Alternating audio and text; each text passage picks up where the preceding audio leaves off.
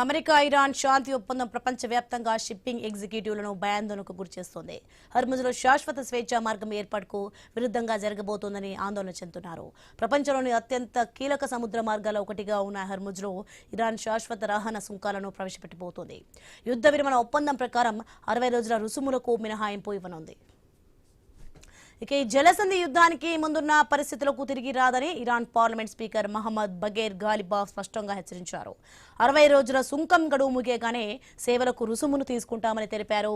ఐక్యరాజ్యసమితి సముద్ర చట్టం ఒప్పందం ప్రకారం అంతర్జాతీయ జలసంధి గుండా రవాణాకు టోల్ వసూలు చేయకూడదు.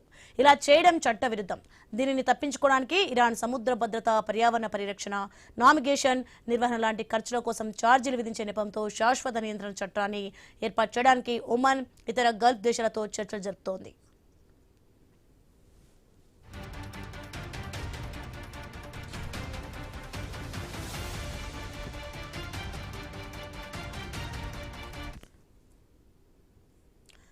ఇక మలక్కా జలసంధిని ఆదర్శంగా తీసుకుని ఇరాన్ హర్ముజ్లో ఇతర దేశాలు డబ్బు చెల్లించేలా బలవంతం చేస్తోందని షిప్పింగ్ పరిశ్రమ భయపెడుతోంది.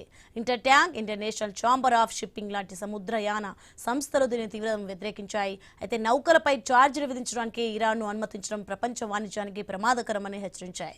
60 రోజుల ఉచిత గడువు అందుబాటులో ఉన్నప్పటికీ ప్రపంచ నౌకా రవాణా వెంటనే పుంజుకునే అవకాశం లేదు. హర్ముజ్లో 500కు పైగా నిలిచిపోయిన ట్యాంకర్లు, సరుకు రవాణా నౌకలు భారీగా నిలిచిపోయాయి. ఈ సంఘర్షణ సమయంలో ఇరాన్ ఈ జలమార్గంలో భారీగా మైళ్లను అమర్చినందున రవాణా మార్గాలను క్లియర్ చేయడానికి 30 రోజుల నుంచి 6 నెలల వరకు సమయం పట్టే అవకాశం ఉంది. యుద్ధ నష్ట బీమా ప్రీమియంలు ఆకాశాన్ని అంటున్నాయి.